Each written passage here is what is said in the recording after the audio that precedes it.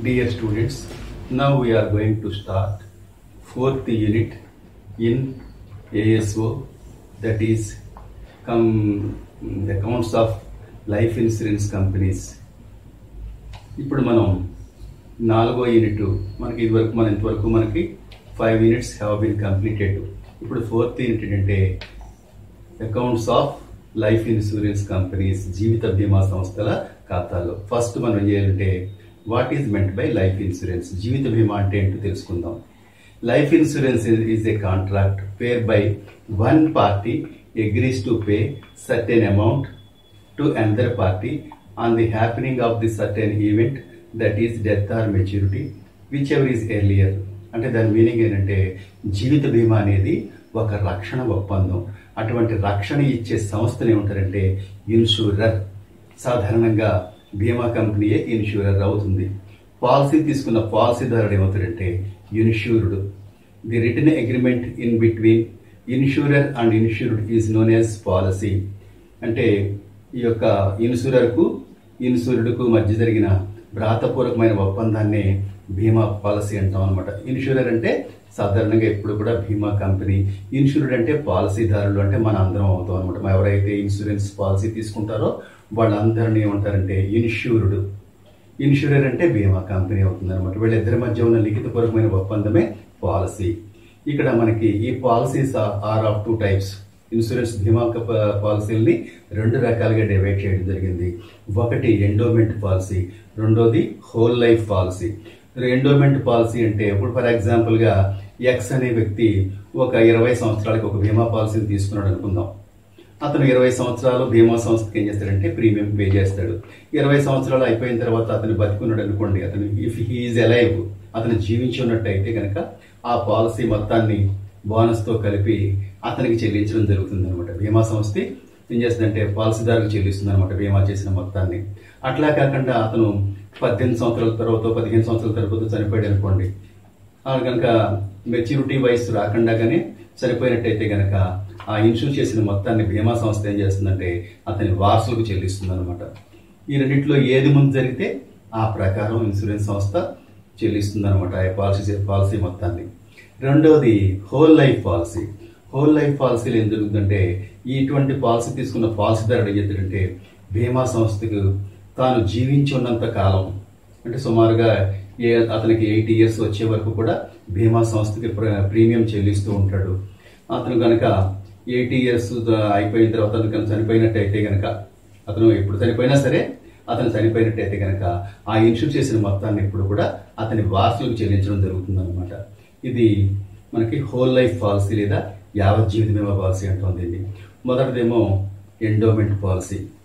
ఈ 2 పాలసీలు అయిపోయిన తర్వాత మనకి ఈ యొక్క మనం ఏం చేయాలంటే బీమా అన్ని వ్యాపార సంస్థలలాగే బీమా సంస్థలు కూడా సంవత్సరాంతాన్న ముగింపు లెక్కలు తయారు చేస్తాయి. ఈ ముగింపు లెక్కలు తయారు చేయడానికి బీమా సంస్థలు ఏం చేస్తాయంటే 2 రకాలైన ఖాతాలను తయారు చేస్తాయి. ఒకటి రెవెన్యూ ఖాతా, దాన్నే రాబడి ఖాతా అంటాం. రెండవది ఏంటంటే బ్యాలెన్స్ షీట్, రెండవది ఆస్తుల పట్టిక. ఇప్పుడు మనం ఏం చేద్దామంటే ఫస్ట్ ఈ యొక్క రెవెన్యూ ఖాతాని ఏ విధంగా తయారు చేయాలో నేర్చుకుందాం. How to prepare revenue account. Let us learn how to prepare revenue account. Revenue account ఏ విధంగా తయారు చేయాలో నేర్చుకుందాం. అట్లా నేర్చుకునే ముందు కొన్ని పదాలకు మనం అర్థం తెలుసుకోవాలి. అర్థం తెలుసుకుంటే కానీ మనం లెక్కను కంప్లీట్గా మనం పూర్తి చేయలేము. ఫస్ట్ వన్ ఏంటంటే premium. First one premium. It is the amount payable by the policy holder to the insurance company is known as premium. అంటే బీమా సంస్థకి పాలసీ తీసుకున్న పాలసీదారుడు సంవత్సరానికి ఒకసారి కానీ, లేదా 6 నెలలకు ఒకసారి కానీ, లేదా 3 నెలలకు ఒకసారి కానీ, లేదా మంత్లీ అంటే నెలకు ఒకసారి కానీ చెల్లించే మొత్తాన్ని మనం ఏమంటాం అంటే ప్రీమియం అంటాం. It is the main source of income to the insurance company. ఇది బీమా కంపెనీకి ప్రధాన ఆదాయ వనరు. అంటే దాని అర్థం ఏంటంటే బీమా తీసుకున్న పాలసీదారుడు ఎప్పుడు కూడా ఏంటంటే అతనికి కనుక ఇయర్లీ కానీ, హాఫ్ ఇయర్లీ కానీ, క్వార్టర్లీ కానీ, మంత్లీ కానీ బీమా సంస్థకు నిర్దేశించిన మొత్తాన్ని ఏం చేస్తాడంటే కొంత ప్రీమియంగా చెల్లిస్తాడు. దాన్నే మనం ప్రీమియం అంటాం. ఇదే బీమా సంస్థకు ముఖ్యమైన ఆదాయ వనరు అన్నమాట. దీన్ని ఎప్పుడు కూడా షెడ్యూల్ నెంబర్ 1లో ప్రీమియం రిసీవ్డ్ అని ఉంటుంది, వసూలైన ప్రీమియం అని ఉంటుంది. దాన్ని మనం ఏం చేయాలంటే షెడ్యూల్ నెంబర్ 1లో చూపిస్తాం. దానికి అవుట్ స్టాండింగ్ ప్రీమియం లేదా రావాల్సిన ప్రీమియం ఉన్నట్టయితే దానికి ఎప్పుడు కూడా యాడ్ చేసుకోవాలి.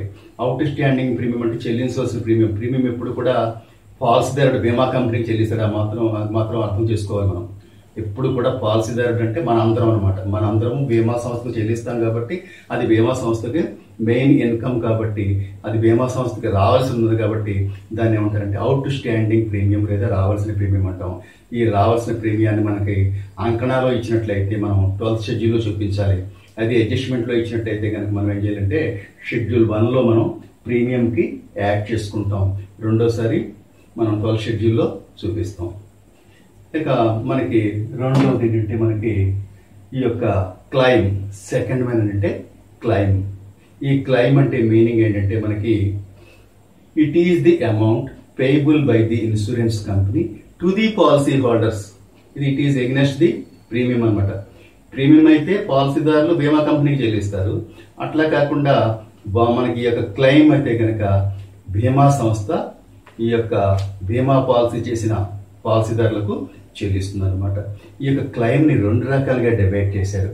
ఒకటి claim by death. Claim by death అంటే పాలసీదారుడు మరణించినప్పుడు అతని వారసులకు చెల్లించే మొత్తాన్ని మనం ఏమంటామంటే క్లైమ్ బై డెత్ లేదా మరణాల ద్వారా క్లైమ్ అంటాం. తెలుగులో మరణాల ద్వారా క్లైమ్లు. పాలసీదారుడు మరణించినప్పుడు బీమా కంపెనీ ఏం చేస్తుందంటే అతని వారసులకు చెల్లించే మొత్తాన్ని మనం ఏమంటామంటే మరణాల ద్వారా క్లైమ్ అంటాం.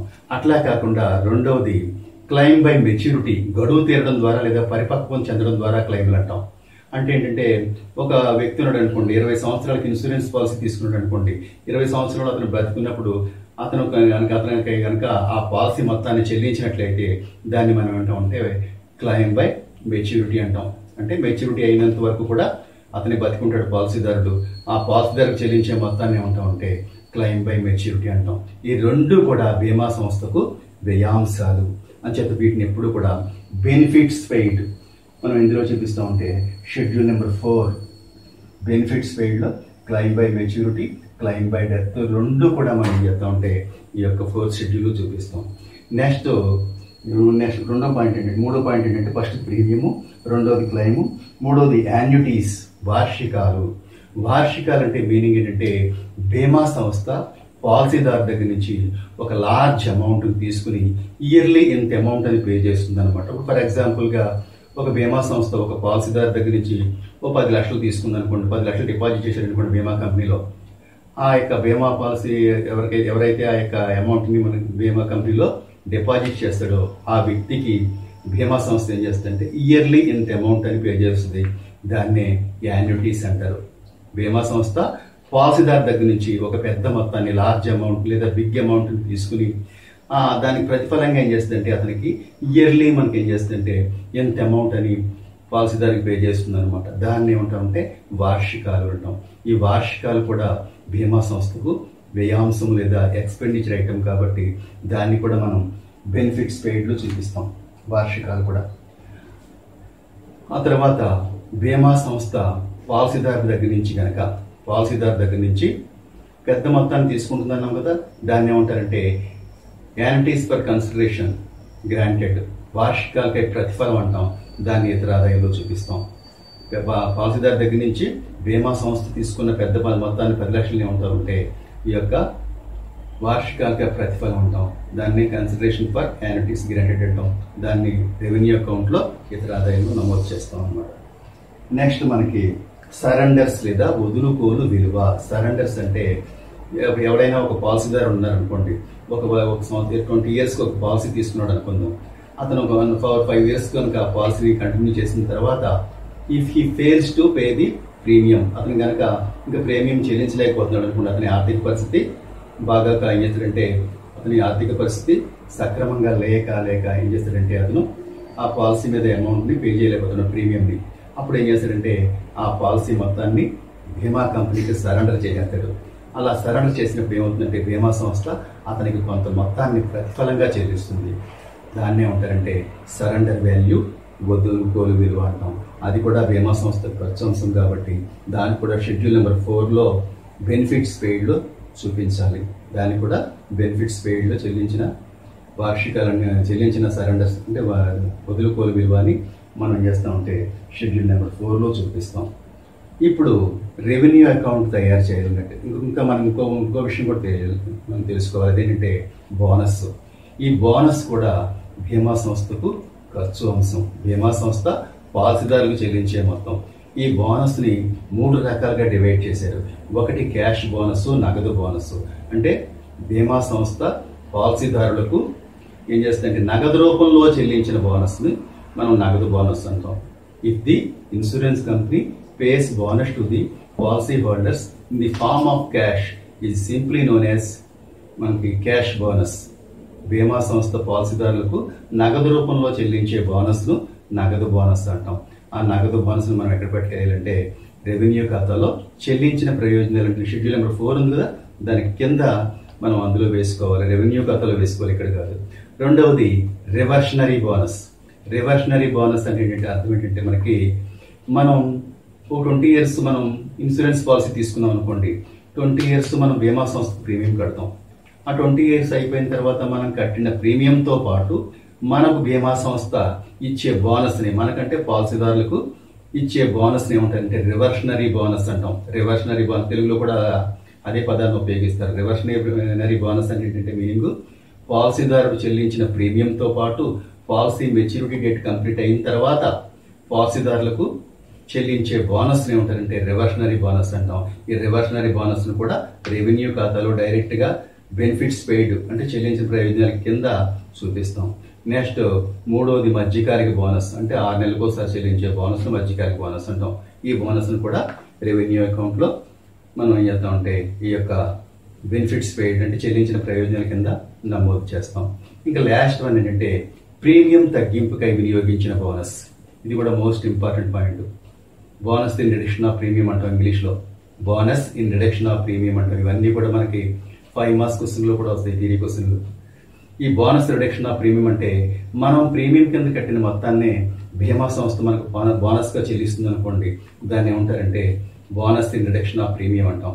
ఈ bonus in reduction of premium కనుక అంకణాలో ఇచ్చినట్లయితే దాన్ని ఎప్పుడు కూడా రెవెన్యూ ఖాతాలో చెల్లించిన ప్రయోజనాల కింద నమోదు చేస్తాం. ఒకవేళ సర్దుబాటులో కూడా ఇచ్చాడు అనుకోండి, సర్దుబాటులో కూడా ఇచ్చినట్టయితే మనం అంకణాలు వచ్చిన దాన్ని సర్దుబాటులో ఇచ్చిన దాన్ని రెండు కలిపి రెవెన్యూ అకౌంట్లో మనం ఏం చేయాలంటే ఈ యొక్క బెనిఫిట్స్ పెయిడ్ అంటే చెల్లించిన ప్రయోజనాల కింద నమోదు చేయాలి. సర్దుబాటులో ఇచ్చిన దాన్ని రెండోసారి మనం ఏం చేస్తామంటే షెడ్యూల్ నెంబర్ 1లో ప్రీమియంకు కలిపి చూపాలి ఎప్పుడు కూడా. ఇప్పుడు ఈ యొక్క రెవెన్యూ ఖాతాను తయారు చేయడానికి మనకి 4 షెడ్యూల్స్ ఉంటాయి. ఆ 4 షెడ్యూల్స్లో వచ్చే ఐటమ్స్ ఏంటంటో మనం బాగా తెలుసుకోవాలి. ఆ 4 షెడ్యూల్స్ని తయారు చేసిన తర్వాత మనం ఏం చేయాలంటే రెవెన్యూ ఖాతాని ప్రిపేర్ చేయాలి. ఇప్పుడు ఫస్ట్ షెడ్యూల్ నెంబర్ 1 ఏంటంటే ప్రీమియం. ఫస్ట్ షెడ్యూల్ ఏంటంటే ప్రీమియం. ఇందులో మనం ఫస్ట్ ఏం చేయాలంటే ప్రీమియం రిసీవ్డ్, వసూలైన ప్రీమియం. ఈ వసూలైన ప్రీమియం ఒక్కోసారి సింగిల్ ప్రీమియము, రెన్యువల్ ప్రీమియం అవి కూడా ఉండొచ్చు. ఈ మూడింటిని ఇస్తే కనుక ఆ 3 కలిపి ఇక్కడ వేసుకుంటాం మనం. దానికి అవుట్ స్టాండింగ్ ప్రీమియం లేదా రావాల్సిన ప్రీమియం. తెలుగులో ఒక్కోసారి చెల్లించాల్సిన ప్రీమియం అంటాడు. ఎప్పుడు కూడా ప్రీమియం మనం ఎప్పుడు చెల్లించాం. బీమా సంస్థకే పాలసీదారులు మనందరం చెల్లిస్తాం కాబట్టి వాళ్ళకి ఎప్పుడు రావాలి అంచేత అది ఎప్పుడు కూడా ఆస్తి అవుతుంది, ఆదాయం పెరుగుతుంది కాబట్టి దాన్ని ఇక్కడ కలపాలి. అలాగే అడ్జస్ట్మెంట్లో కనుక మీకు bonus in reduction of premium, మనకి ప్రీమియం తగ్గింపుకై వినియోగించే బోనస్ని కనుక మనకు సర్దుబాటులో ఇచ్చినట్టయితే దాన్ని కూడా ప్రీమియం కలుపుతాం. కలిపేసి మనం ఏం చేస్తామంటే షెడ్యూల్ నెంబర్ 4 కింద రెవెన్యూ అకౌంట్లో షెడ్యూల్ నెంబర్ 4 కింద అంకణాలో ఇచ్చిన bonus in reduction of premium, సర్దుబాటులో ఇచ్చిన bonus in reduction of premium రెండు కలిపి అక్కడ చూపిస్తాం. ఈ రావాల్సిన ప్రీమియంని మళ్ళీ రెండోసారి ఏం చేస్తామంటే ఈ యొక్క 12 షెడ్యూల్ అయినటువంటి మనం 12 షెడ్యూల్లో నమోదు చేస్తాం. నెక్స్ట్ రీఇన్సూరెన్స్ ప్రీమియం, పునర్భీమా ప్రీమియం. అంటే రీఇన్సూరెన్స్ ఏంటంటే ముందు తెలుసుకోవాలి. రీఇన్సూరెన్స్ అంటే మనకి a contract between 2 insurance companies is simply known as reinsurance. అంటే 2 బీమా సంస్థల మధ్య మనకి ఒప్పందం కుదిరినట్లయితే దాన్ని పునర్భీమా అంటాం. ఇక్కడ మనకి ఏమవుతుందంటే ఇప్పుడు ఫర్ ఎగ్జాంపుల్గా ఒక వ్యక్తి ఉన్నాడు అనుకోండి, ఒక 100 కోట్లకి బీమా చేసాడు అనుకోండి, అతనికి నష్టం సంభవించింది అనుకోండి, 100 కోట్లు ఆ బీమా సంస్థ ఆ యొక్క వ్యక్తికి చెల్లించేయాలి. కానీ అట్లా కాకుండా అప్పుడు ఒక్కోసారి ఏం చేస్తుందంటే ఈ బీమా సంస్థ ఇంకో బీమా సంస్థతోటి ఓ 50 కోట్లకి ఇన్సూరెన్స్ చేయించుకుంటుంది అనమాట. అంటే ఆ అతనికి నష్టం సంభవించినట్లయితే ఆ యొక్క లాస్ని 2 బీమా కంపెనీలు కలిసి బేర్ చేస్తాయి అనమాట. అంచేత ఒక్కొక్క వాటాకు వచ్చే నష్టం తక్కువగా ఉంటుంది అనమాట. అంచేత ఎప్పుడు కూడా రీఇన్సూరెన్స్ ప్రీమియం కనుక ఇచ్చినట్లయితే, పునర్భీమా ప్రీమియం ఇచ్చినట్లయితే ఎప్పుడు కూడా పునర్భీమా ప్రీమియం లేదా రీఇన్సూరెన్స్ ప్రీమియం ఎప్పుడు కూడా ప్రీమియంలోంచి లెస్ చేసేయాలి. దీన్ని మళ్ళీ 12th షెడ్యూల్లో మనం ఏం చేయాలంటే నమోదు చేసుకోవాలన్నమాట. అప్పుడు వచ్చేదాన్ని నెట్ ప్రీమియం, నికర ప్రీమియం అంటాం. నెట్ ప్రీమియము, నికర ప్రీమియం. ఫస్ట్ ఎప్పుడు కూడా ప్రీమియం రిసీవ్డ్, అందులో వసూలైన premium, single premium, renewal premium 3 ఉన్నట్టయితే 3 కలుపుకుంటాం, లేదా 1 ఉంటే 1 వేసుకుంటాం. దానికి సర్దుబాటులో ఇచ్చిన అవుట్ స్టాండింగ్ ప్రీమియం మనం ఇక్కడ కలుపుతాం. ఈ సర్దుబాటులో ఇచ్చిన దాన్ని రెండోసారి మనం ఏం చేస్తామంటే 12th షెడ్యూల్లో నమోదు చేస్తాం. అట్లా కాకుండా ఈ అవుట్ స్టాండింగ్ ప్రీమియం అనేది అంకణాలో ఇచ్చినట్లయితే డైరెక్ట్ గా మనం 12th షెడ్యూల్లో నమోదు చేసుకోవాలి. ఆ తర్వాత bonus in reduction of premium, premium తగ్గింపుగా వినియోగించే బోనస్ అంటే మనం అంటే పాలసీదారుడు ప్రీమియం కింద పే చేసిన మొత్తాన్ని బీమా సంస్థ మళ్ళీ పాలసీదారుకి మనకి బోనస్ కింద చెల్లిస్తుంది అనమాట. దాన్ని bonus in reduction of premium అంటాం. దీన్ని కనుక అంకణాలో ఇచ్చినట్లయితే దాన్ని రెవెన్యూ ఖాతాలో చెల్లించిన ప్రయోజనాల కింద అంటే బెనిఫిట్స్ పెయిడ్ కింద చూపించాలి. సర్దుబాటులో ఇచ్చినట్టయితే కనుక ఇక్కడ మనం కలపాలి. రెండోసారి అంకణాలు ఇచ్చిన దాన్ని, సర్దుబాటులో ఇచ్చిన దాన్ని 2 కలిపి మనం రెవెన్యూ అకౌంట్లో లేదా రాబడి ఖాతాలో చెల్లించిన ప్రయోజనాలు అంటే బెనిఫిట్స్ పెయిడ్ కింద నమోదు చేయాలి. నెక్స్ట్ రీఇన్సూరెన్స్ ప్రీమియం ఎప్పుడు కూడా ప్రీమియంలోంచి లెస్ చేస్తాం, మళ్ళీ 12th షెడ్యూల్లో వేసుకుంటాం. ఎక్కడ మనకు సర్దుబాటులో ఇస్తే కనుక. దీన్ని అంకణాలు ఇచ్చినట్టయితే డైరెక్ట్ గా 12th షెడ్యూల్లో నమోదు చేస్తాం. ఇవి వచ్చిందని ఏమంటారంటే నెట్ ప్రీమియం అంటాం. రెండోది షెడ్యూల్ నెంబర్ 2 కమిషన్. ఈ కమిషన్ పెయిడ్, చెల్లించిన కమిషన్ అయితే దాన్ని మనం ఇక్కడ వేసుకుంటాం. ఇందులో ఓన్లీ కమిషన్ మాత్రమే వస్తుంది. దానికి యాడ్ అవుట్ స్టాండింగ్ కమిషన్ అంటే చెల్లించవలసిన కమిషన్ అయితే కలుపుతాం. ఈ చెల్లించవలసిన కమిషన్ ని సర్దుబాటులో ఇచ్చినట్టయితే ఇక్కడ ఒకసారి కమిషన్ కలుపుతాం, రెండోసారి 13th షెడ్యూల్లో వేసుకుంటాం అనమాట. ప్రస్తుతం అనే షెడ్యూల్ ఉంటుంది, 13వ షెడ్యూల్ వేసుకుంటాం అనమాట. అది మనకు లైబిలిటీ కాబట్టి, చెల్లించాలంటే మనకు అప్పు కాబట్టి దాన్ని మళ్ళీ రెండోసారి మనం 13వ షెడ్యూల్ వేసుకోవాలి. దీన్ని అంకణాలు డైరెక్ట్ గా ఇచ్చినట్టయితే డైరెక్ట్ గా మనం 13th షెడ్యూల్లో నమోదు చేస్తాం అనమాట. ఇది టోటల్ కమిషన్ పేయబుల్, మొత్తం కమిషన్ ఎంత అంటే ఇది అవుతుంది అనమాట. అక్కడికి షెడ్యూల్ నెంబర్ 2 అయిపోయింది. షెడ్యూల్ నెంబర్ 3 అంటే operating expenses relating to insurance business, బీమా వ్యాపారానికి సంబంధించిన నిర్వహణ ఖర్చులు. అవి ఏమవుతాయంటే మీకు తెలుసు, జీతాలు, అద్దెలు, పన్నులు, ముద్రణ, స్టేషనరీ, ప్రింటింగ్ ఖర్చులు, చిల్లర ఖర్చులు, audit fee, director fee, medical fee, bank ఛార్జీలు, వడ్డీలు, ఇవన్నీ కూడా తరుగుదలలు, ఇవన్నీ కూడా శిక్షణ రుసుము, నెక్స్ట్ ప్రయాణ ఖర్చులు, ప్రకటన ఖర్చులు, ఇవన్నీ కూడా మనం ఏం చేయాలంటే ప్లేస్ లేక శాలరీస్ ప్లస్ రెమ్యూనరేషన్, అలా జీతాలు, పారితోషికం అని మీరు ఏం చేయాలంటే జీతాల కింద రెమ్యూనరేషన్, దాని కింద ట్రావెలింగ్, ట్రైనింగ్, దాని కింద ఇలా వేసుకుంటే ఇలా ఇక్కడ దాకా వచ్చేస్తుంది. మీరు అలా నమోదు చేసుకోవాలి. మీరు పుస్తకాలు రాస్తారు కాబట్టి నాకు ఇక్కడ బోర్డు సరిపోదు కాబట్టి ఇలా ప్లస్ చేసేసాను. ఈ ఖర్చులన్నీ కూడా ఇక్కడ చూపిస్తాం. వీటిని టోటల్ ఆపరేటింగ్ ఎక్స్పెన్సెస్, మొత్తం నిర్వహణ ఖర్చులు అంటాం. ఇంకా షెడ్యూల్ నెంబర్ 4లో బెనిఫిట్స్ పెయిడ్, చెల్లించిన ప్రయోజనాలు. అందులో మీకు చెప్పాను ఫస్ట్ క్లెయిమ్స్ వేసుకుంటాం. ఈ క్లెయిమ్స్ 2 రకాలు. క్లెయిమ్స్ బై మెచ్యూరిటీ అంటే గడువు తీరడం ద్వారా క్లెయిమ్లు, అంటే పాలసీ మెచ్యూరిటీ పూర్తి అయిపోయిన తర్వాత పాలసీదారులకు బీమా సంస్థ చెల్లించే మొత్తాన్ని మనం గడువు తీరడం ద్వారా క్లెయిమ్లు లేదా పరిపక్వం ద్వారా క్లెయిమ్లు అంటాం దాన్ని. అలాగే క్లెయిమ్స్ బై డెత్ అంటే మరణాల ద్వారా క్లెయిమ్లు, అంటే పాలసీదారుడు మరణించినప్పుడు అతని వారసులకు చెల్లించే మొత్తాన్ని ఎగ్జిక్యూటివ్స్ ఆర్ హెయిర్స్ అంటాం. వాళ్ళకి చెల్లించే మొత్తాన్ని మరణాల ద్వారా క్లెయిమ్ అంటాం. ఈ 2 క్లెయిమ్లు వ్యాపార సంస్థకి ఎప్పుడు కూడా ఖర్చు అంశం కావున 4లో వేసుకుంటాం. యాడ్ అవుట్ స్టాండింగ్ క్లెయిమ్స్, చెల్లించవలసిన క్లెయిమ్లు అని కనుక మనకి సర్దుబాటులో ఇచ్చాడు అనుకోండి, దీన్ని ఇక్కడ కలుపుతాం. రెండోసారి 13లో కూడా వేసుకుంటాం.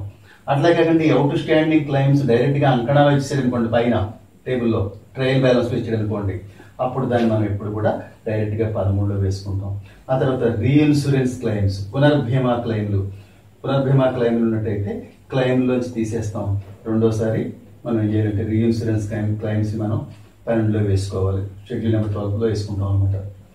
ఒక్కోసారి గత సంవత్సరానికి సంబంధించిన క్లెయిమ్లు కూడా ఉంటాయి. మనం 2016కి లెక్క చేసుకుంటాం అనుకోండి, 15కి సంబంధించిన క్లెయిమ్లు ఉన్నట్టయితే అవి కూడా తీసేసి అప్పుడు నెట్ బయట వేసుకుంటాం అనమాట. అలాగే యాన్యుటీస్, వార్షికాలు అంటే ఏంటంటే బీమా సంస్థ పాలసీదారు దగ్గర నుంచి ఒక పెద్ద మొత్తాన్ని గ్రహించి ఆ మొత్తం మీద ఇయర్లీ ఎంత అమౌంట్ అని పాలసీదారులకు పే చేసే మొత్తాన్ని మనం యాన్యుటీస్ పెయిడ్ అంటాం, చెల్లించిన వార్షికాలు. అది కూడా వ్యాపార సంస్థ, బీమా సంస్థ ఖర్చు అంశం కావున దాన్ని కూడా బెనిఫిట్స్ పెయిడ్లో చూపిస్తాం. దానికి అవుట్ స్టాండింగ్ యాన్యుటీస్, చెల్లించవలసిన క్లెయిమ్లు ఉన్నట్టయితే కలుపుతాం. రీఇన్సూరెన్స్ యాన్యుటీస్ ఉన్నట్టయితే అంటే పునర్భీమా వార్షికాలు ఉన్నట్టయితే తీసేస్తాం, సేమ్ ఇక్కడ లాగే. అప్పుడు అవుటర్లో వేసుకుంటాం. అవుట్ స్టాండింగ్ యాన్యుటీస్ అంటే చెల్లించవలసిన వార్షికాలు కనుక సర్దుబాట్లు ఇచ్చినట్టయితే రెండోసారి మనం ఈ యొక్క 11 షెడ్యూల్లో కూడా నమోదు చేస్తాం అన్నమాట. సరెండర్స్ వదులుకోలు విలువ అంటే పాలసీదారుడు కొన్ని సంవత్సరాల పాలసీ మీద అమౌంట్ పే చేసిన తర్వాత ఇక ముందు సంవత్సరాల్లో అతను పే చేయలేని స్థితిలో ఉన్నట్టయితే ఆ పాలసీని పాలసీదారుడు ఏదంటే బీమా సంస్థకు సరెండర్ చేస్తాడనమాట. అప్పుడు బీమా సంస్థ అతనికి ఎంత అమౌంట్ అని పే చేస్తుంది, దాన్ని ఏమంటారంటే సరెండర్ వాల్యూ లేదా వదులుకోలు విలువ అంటాం. అది కూడా బీమా సంస్థ ఖర్చు అంశం కాబట్టి దాన్ని కూడా ఇక్కడ బెనిఫిట్స్ సైడ్లో చూపించాలి. దానికి అవుట్ స్టాండింగ్ సరెండర్స్ ఉన్నట్టయితే కొద్దిగా అడ్జస్ట్మెంట్లో ఇచ్చినట్టయితే దాన్ని ఇక్కడ కలుపుతాం, రెండోసారి 13లో కూడా నమోదు చేస్తాం. ఆ తర్వాత డివిడెండ్స్ పెయిడ్ చెల్లించిన డివిడెండ్ కనుక ఉన్నట్టయితే అవి కూడా ఇక్కడ నమోదు చేసి టోటల్ చేస్తాం అన్నమాట. టోటల్ చేసి ఆ టోటల్ ఏమంటారంటే టోటల్ బెనిఫిట్స్ పేయబుల్ మొత్తం చెల్లించవలసిన ప్రయోజనాలు అవుతాయి అన్నమాట. ఇప్పుడు అకార్డింగ్ టు ఫామ్ ఏ అంటే ఫామ్ ఏ ప్రకారము మనం ఏదైతే రెవెన్యూ ఖాతా లేదా రాబడి ఖాతా అని హెడ్డింగ్ పెట్టుకుంటాం. అంటే మనం కనుక జీవిత బీమా సంస్థ పేరు ఇయర్ ఇస్తాడు అవన్నీ ఉంటే కనుక ఆ ప్రకారం మనం హెడ్డింగ్ పెట్టుకుంటాం. ఇప్పుడు పర్టికులర్స్ షెడ్యూల్ నెంబరు అమౌంట్ రూపాయలు. First schedule number 1 premium earned ఆర్జించిన ప్రీమియం షెడ్యూల్ నెంబర్ ఎంతంటే మనకి అందులో ఇది సైడ్ హెడ్డింగ్ అనమాట. నెట్ ప్రీమియం వచ్చింది కదా ప్రీమియం అకౌంట్లో, అది షెడ్యూల్ నెంబర్ 1 వేసుకుని ఆ అమౌంట్ తీసుకొస్తాం. షెడ్యూల్ నెంబర్ 1 ఖాతాలో ఉన్న అమౌంట్ని తీసుకొస్తాం అనమాట. Next Roman number 2 income from investments పెట్టుబడుల నుండి ఆదాయము. అందులో వడ్డీలు డివిడెండ్లు అద్దెలు ఉన్నాయనుకోండి, వడ్డీలు డివిడెండ్లు అద్దెలు ఉన్నట్టయితే అవి వేసుకుని దానికి రావాల్సిన వడ్డీలు డివిడెండ్లు అద్దెలు ఉన్నట్టయితే రావాల్సిన ఇక్కడ కలపాలి. మళ్ళీ రెండోసారి బ్యాలెన్స్ మనం 12th షెడ్యూల్లో నమోదు చేసుకోవాలి.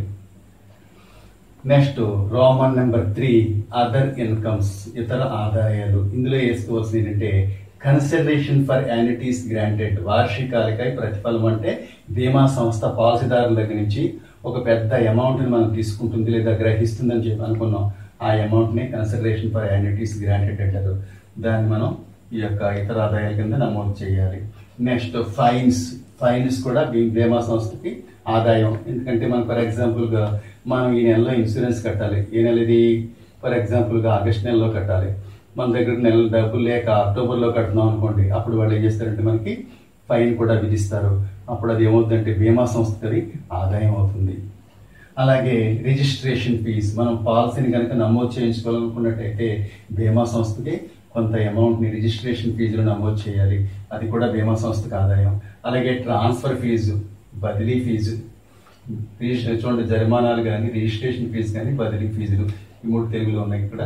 అవి కూడా 3 కూడా బీమా సంస్థకి ఆదాయాలు కాబట్టి వాటిని ఇక్కడ చూపించాలి. Income from revaluation of assets ఆస్తుల పునర్మూల్యాంకనం మీద లాభం ఉన్నట్టయితే ఆస్తులు తిరిగి విలువ కట్టగా లాభం వచ్చినట్టయితే ఇప్పుడు ఫర్ ఎగ్జాంపుల్గా ఇన్వెస్ట్మెంట్స్ కానీ మిగతా ఏ ఆస్తులైనా సరే తిరిగి విలువ కట్టినప్పుడు లాభం వచ్చినట్లయితే వాటిని ఆస్తుల పునర్మూల్యాంకనపై లాభం అంటారు. అట్లాంటి లాభం ఉన్నట్టయితే అది కూడా చూపిస్తాం. అలాగే ఇన్కమ్ ఫ్రమ్ రివాల్యుయేషన్ ఆఫ్ రివర్షన్ల పునర్మూల్యాంకనంపై ఆదాయం ఏదైనా సరే ఆదాయం ఉన్నట్టయితే అది కూడా మనం ఇక్కడ నమోదు చేస్తాం. ఇవన్నీ కూడితే మనకి టోటల్ వస్తుంది. దాన్ని మొత్తము టోటల్ ఏ అని పెట్టుకుంటాం, క్యాపిటల్ ఏ. ఇప్పుడు కమిషన్ అదేమవుతుందంటే షెడ్యూల్ నెంబర్ 2 దాని అమౌంట్ వేసుకుంటాం. Next operating expenses relating to insurance business బీమా వ్యాపారానికి సంబంధించిన నిర్వహణ ఖర్చులు షెడ్యూల్ నెంబర్ 3 అవి వేసుకుంటాం. ఆ తర్వాత ఇన్కమ్ ట్యాక్స్ ఆదాయ పన్నును కానీ లేదా ఇన్కమ్ ట్యాక్స్ ఆన్ ప్రాఫిట్ లాభంపై ఆదాయ పన్నును కానీ ఇన్కమ్ ట్యాక్స్ గురించి ఈ 2 విధాల్లో ఏ విధంగా ఇచ్చినా సరే మనం ఏం చేయాలంటే ఈ షెడ్యూల్ నెంబర్ 3 కింద నమోదు చేసి 3 కలిపి మనం ఏం చేయాలంటే టోటల్ చేసుకోవాలి. దాన్ని టోటల్ మొత్తము బి అంటాం. ఇవన్నీ కూడా ఇది వ్యాపార సంస్థకి ఖర్చు. నెక్స్ట్ బెనిఫిట్స్ పెయిడ్ చెల్లించిన ప్రయోజనాలు షెడ్యూల్ నెంబర్ 4 ఆ వాల్యూ వేసుకుంటాం. ఆ తర్వాత క్యాష్ బోనస్ ఏ బోనస్ ఇచ్చినా సరే మీరు ఇక్కడ వేసుకోవాలి. క్యాష్ బోనస్ కానీ రివర్షనరీ బోనస్ కానీ bonus in relation of premium కానీ ప్రీమియం తగ్గింపు వినియోగించే బోనస్ కానీ లేదా మధ్యకాలిక బోనస్ ఏ బోనస్ అయినా సరే మనం బెనిఫిట్స్ కింద నమోదు చేయాలని మీకు ఆల్రెడీ చెప్పడం జరిగింది ఎక్స్ప్లెనేషన్ పార్ట్లో. అప్పుడు ఈ 3 మొత్తం 4 కలిపి టోటల్ చేస్తాం. మొత్తము సి అని రాసుకుంటాం. మొత్తము సి అవుతుంది అనమాట ఇది. అప్పుడు సర్ప్లస్ లేదా తెలుగులో అయితే మిగులు అంటాం డి. డి కావాలంటే మనం ఏం చేయాలంటే ఏ మైనస్ బి మైనస్ సి, ఏ మైనస్ బి మైనస్ సి. ఈ ఏ 10 లక్షలు వచ్చింది అనుకోండి సార్, ఫర్ ఎగ్జాంపుల్గా ఇది ఒక 5 లక్షలు వచ్చింది అనుకోండి, సి 2 లక్షలు వచ్చి అనుకోండి. 5 ఎంత 7 లక్షలు, 10 లక్షల నుంచి 7 లక్షలు తీసేస్తే 3 lakhs ఏమవుతుందంటే మనకి సర్ప్లస్ లేదా మిగులు అవుతుంది. అట్లా కాకుండా ఈ రెండు కలిపి ఎక్కువన్నట్టయితే కనుక లోట్ అవుతుంది, డెఫిసిట్ అవుతుంది అనమాట. ఇది 10 లక్షలు ఉండి బీసీ కలిపితే 12 లక్షలు వచ్చింది అనుకోండి, ఆ 2 లక్షలు ఏమవుతుందంటే డెఫిసిట్ అవుతుంది అనమాట. మైనస్ వాల్యూ ఒక బ్రాకెట్లో పెట్టుకుందాం. ఇప్పుడు అప్రోప్రియేషన్స్ వినియోగాలు, ఇందులో ట్రాన్స్ఫర్ టు షేర్ హోల్డర్స్ వాటాదారులకు మళ్లింపు ఉన్నట్టయితే అది తీసుకుంటాం. అలాగే ట్రాన్స్ఫర్ టు అదర్ రిజర్వ్స్ ఇతర రిజర్వ్లకు ఏమైనా మళ్లింపు అంటే అది తీసుకుంటాం. ఆ తర్వాత balance of funds for future appropriations అంటే భవిష్యత్ వినియోగానికి నిధుల మళ్లింపు, అంటే రాబో సంవత్సరాల్లో మనం వినియోగించుకోవడానికి నిధులకు ఏమైనా మళ్లించమని మొత్తం ఉన్నట్టయితే అది కూడా ఇక్కడ వేసుకుంటాం. ఈ మూడు కలిపి ఏమవుతుందంటే మొత్తము డి అవుతుంది అనమాట. ఇదే మనకి ఈ టోటల్ ఎప్పుడు కూడా ఒకటే అవుతుంది. So explanation part is over. Thank you.